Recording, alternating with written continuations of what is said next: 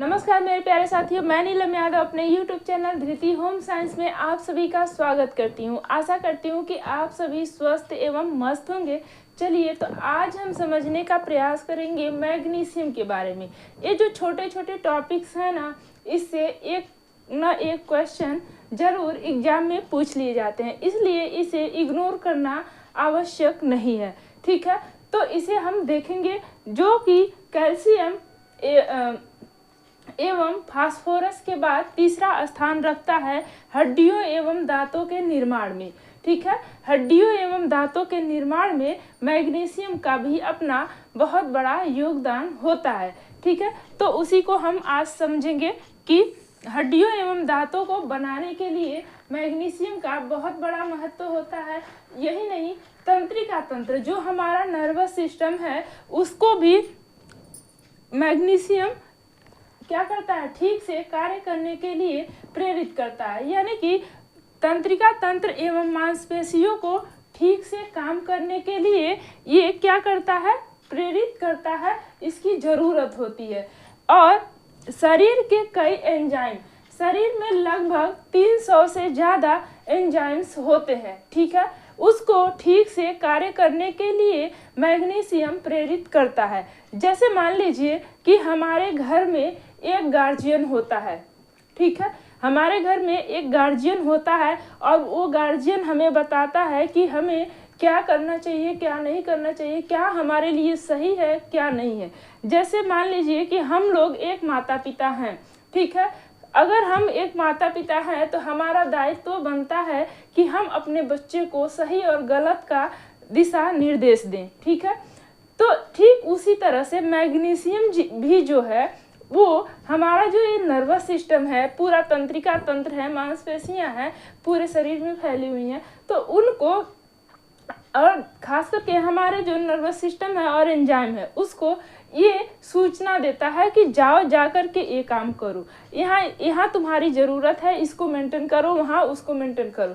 ठीक है, तो ये अपना बताता है कि किस काम को कितने सही तरीके से किया जाता है। ठीक है, तो मैग्नीशियम का सबसे बड़ा कार्य यही होता है कि वो तंत्रिका तंत्र और एंजाइम जो होते हैं हमारे शरीर में लगभग 300 से ज़्यादा, उन सभी को व्यवस्थित तरीके से कार्य करने के लिए प्रेरित करना। ठीक है, जब हम किसी को मोटिवेट करते हैं, आप लोग बहुत सारा मोटिवेशन स्पीच सुनते होंगे। ठीक है, तो क्या होता है, एक जोश सा भर जाता है। तो ठीक उसी तरह से मैग्नीशियम अगर हमारे शरीर में नहीं रहेगा तो हम बिल्कुल भी क्या रहेंगे, सुस्त सुस्त रहेंगे, थकान सा अनुभव करेंगे। ठीक है, लेकिन जब भी हमारे शरीर में भरपूर मात्रा में रहेगा तो हमें हमेशा स्फूर्ति का अनुभव होगा। मतलब हम हमेशा स्फूर्तिवान रहेंगे, उत्तेजित रहेंगे और अपने कार्यों को सही तरीके से करेंगे।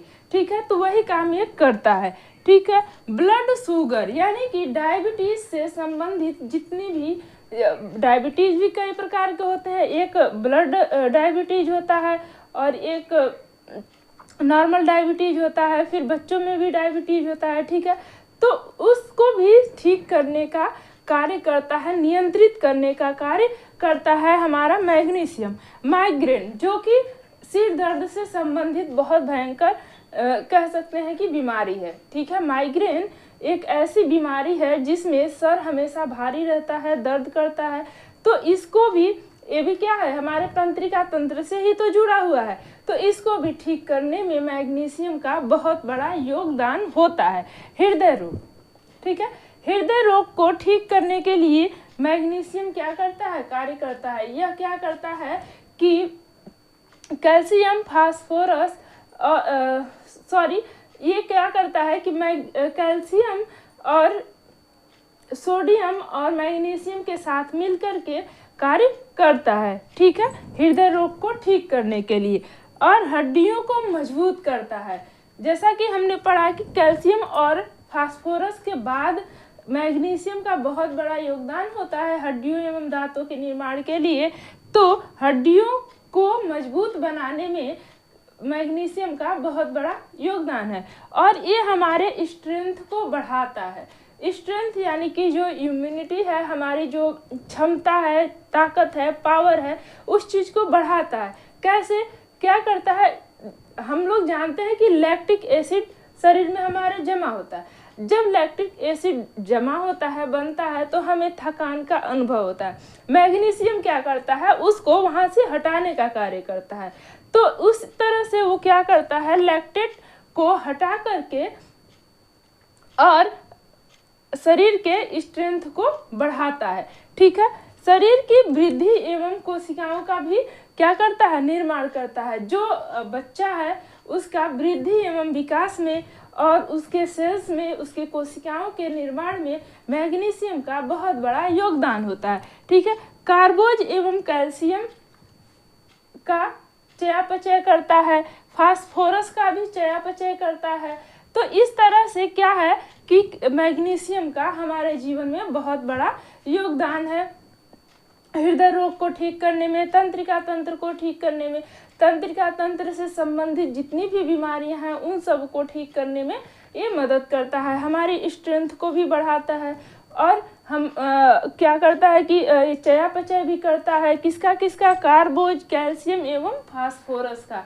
ठीक है, शरीर का कुल 99% भाग हड्डियों एवं मांसपेशियों में होता है तथा गैर मांसपेशी जैसे नरम ऊतक में बाकी उपस्थित रहता है। जैसे कुल मैग्नीशियम का 50 से 60% हड्डियों में जमा होता है और जो शेष बच जाते हैं 30 से 40% वो कोमल ऊतकों एवं रक्त सीरम में पाए जाते हैं। ठीक है, रक्त सीरम जो हमारे शरीर में ब्लड प्रवाहित हो रहा है उसमें उपस्थित होते हैं कितने प्रतिशत, 30 से 40, और बाकी जो 50 से 60 है वो हड्डियों में उपस्थित होते हैं। हड्डियों में कार्बोनेट एवं फास्फेट के रूप में ये जमा होते हैं। ठीक है, एक स्वस्थ वयस्क व्यक्ति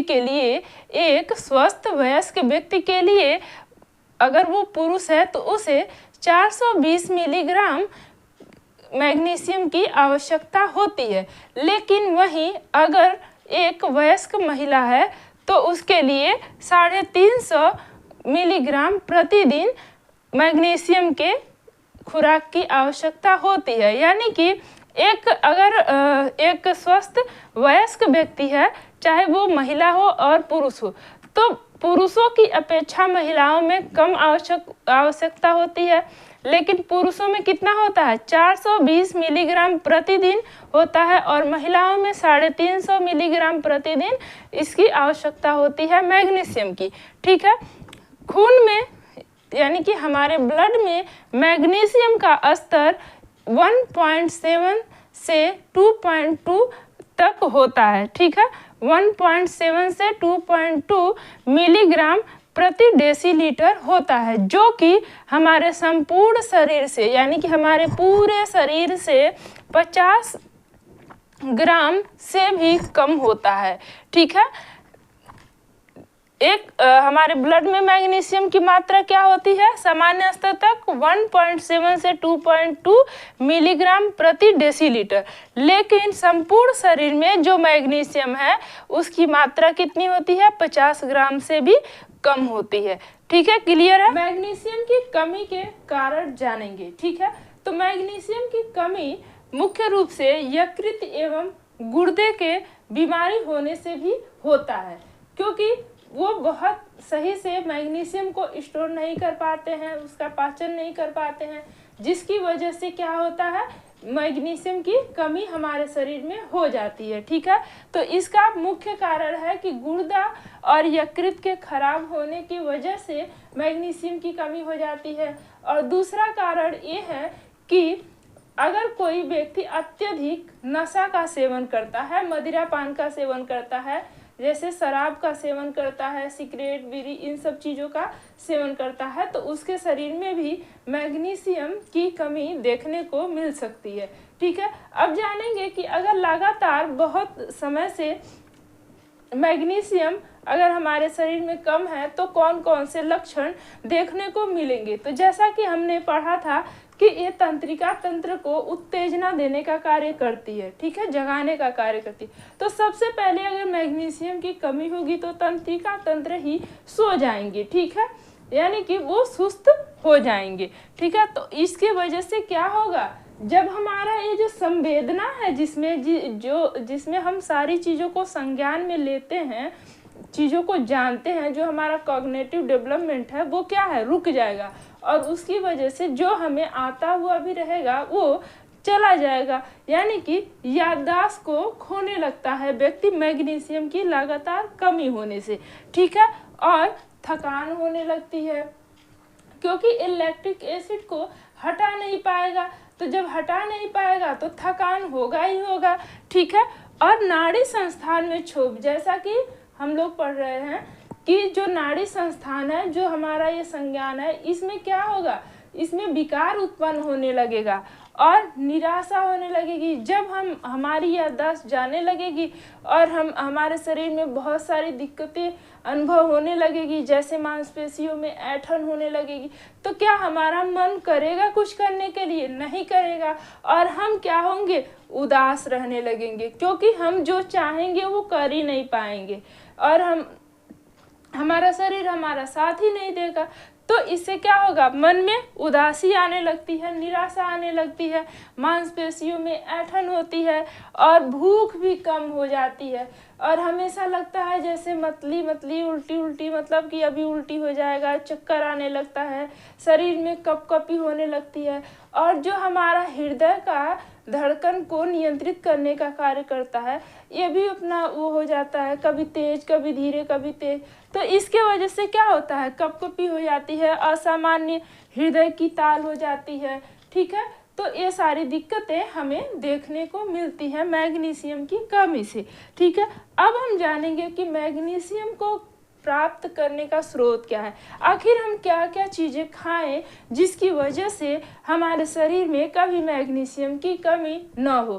तो कहा जाता है कि प्यारे, जब भी हमें भोजन करना चाहिए तो संतुलित भोजन करना चाहिए, यानी कि हमें प्रतिदिन अपने आहार में दाल चावल रोटी सब्जी जरूर ऐड करना चाहिए, और उसके बाद से अगर मिल जाए तो मौसम के अनुसार फल का सेवन कर लेना चाहिए। ज़्यादा महंगी चीज़ों के पीछे भागने से अच्छा है कि जो समय पर और मौसम के अनुसार मिले उसे हम ग्रहण करके भी अपने जो हमारी आवश्यकताएं हैं, जो भी विटामिन्स हैं, खनिज लवण है, उसको हम पूरा कर सकते हैं। तो जो मैग्नीशियम है भैया वो सभी खाद्य पदार्थों में पाया जाता है, ठीक है। जैसे अनाज हुआ, अनाज में क्या क्या आते हैं, गेहूँ हुआ, चावल हुआ, इन सब चीज़ों में मैग्नीशियम उपस्थित होता है, ठीक है। दालें, जितने भी प्रकार की दालें होती हैं, जैसे अरहर हुआ, मटर हुआ, चना हुआ, मसूर हुआ, इन सभी में भी उपस्थित होता है, ठीक है। और जितने भी फल एवं हरी सब्जियां हैं उनमें भी उपस्थित होता है। तो इस प्रकार से हम फल सब्जियां दालें अनाज इन सब चीज़ों को लेकर के मैग्नीशियम की पूर्ति कर सकते हैं और अपने स्वास्थ्य को ऊंचा उठा करके रख सकते हैं। तो आज के लिए बस इतना ही। अगर चैनल पे नए हैं तो लाइक शेयर एंड सब्सक्राइब जरूर कीजिएगा। Thank you for watching.